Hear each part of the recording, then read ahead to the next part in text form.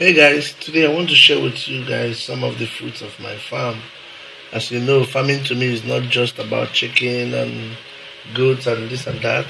It's also about the food that I eat, the quality of food that I eat. That's one of the reasons I farm.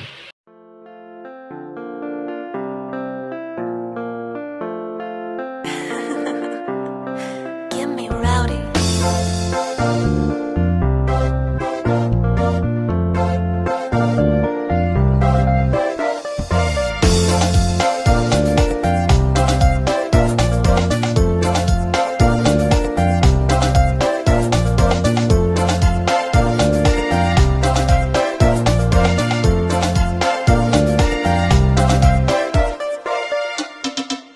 As you can see, this is my wife's pantry, and this is a bunch of plantain that we cut from the farm.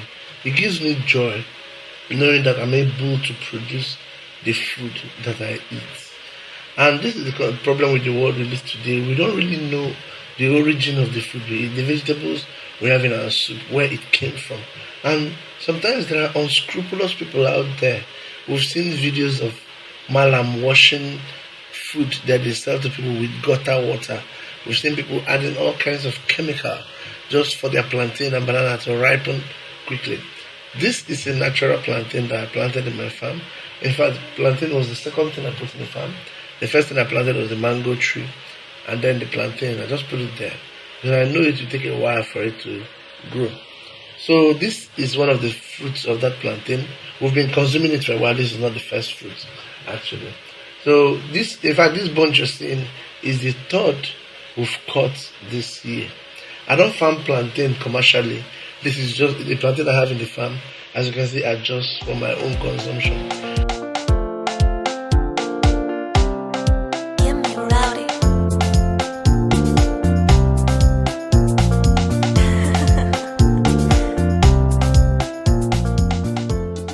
And that begs the question, why am I never farming this commercially? It's a really good business. I mean, seeing how they produce and how they easily produce from there, I'm really inclined to look into commercializing my plantain plantation. I've already made the plan to allocate the next acre from here. All those places will just be plantain. So before the end of the year, we'll clear it, and then hopefully by the time the rains come back, we'll be able to have something on the ground, and hopefully it will do well. So this is what I wanted to show with you guys. In fact, every year I set targets for myself, the amount of food that I eat that I can produce. And sometimes I produce all my vegetable and some fruits, and of course the plantain and some bananas. So it really gives me joy to see that.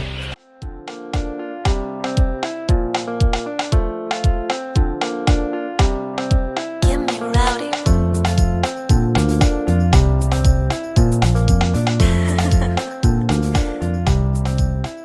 When I was picking the plantain, I had to make sure I pick the local plantain suckers. There are a bunch of varieties of plantain out there nowadays, and we don't really know what are these things like GMO, because GMO genetically modified organisms. Most of the food we eat in the world today is GMO. Most of the corn, the soy, and there are people who plant cassava now that takes about 3 months to 4 months to mature. I find it very difficult to believe that is not GMO. I mean, I strongly believe in the hybridization of agricultural products. So there are a number of things that are hybrids that have come out now. We call them agric, not local. But the GMO too is in the mix. And when the problem is not that the GMO is wrong, it's just that when you begin to change the genetics of a plant, you can include genetics of things that are not plants. You may have the genes of a spider or the genes of a pig inside a tomato, and it's just too complicated. And I don't want to be playing Russian roulette with my food. If you've been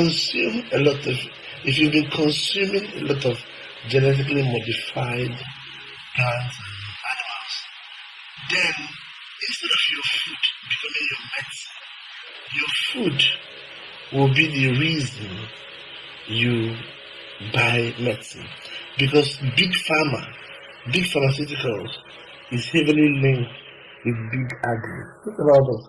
The pharmaceutical companies are heavily invested in agricultural companies because eventually, the more you keep eating those agricultural produce, you're just going to be the customer for the pharmaceutical in just a few years. So that's why I farm, being able to farm, to plant the food I eat, to maintain and preserve the ancient genes of the food that our ancestors ate. I think these things are important to me, which is one of the reasons I do native chicken. I farm native chicken. Not only is this a niche which I want to develop and expand and see where it takes me to, it also gives me an opportunity to retain the genetics of the plants that our ancestors ate, and also that led to their longevity. Because it's only when we retain these genetics that we can consume them in the future. And I also want to demonstrate to myself and to anybody that planting these things can be possible, even in a commercial setting.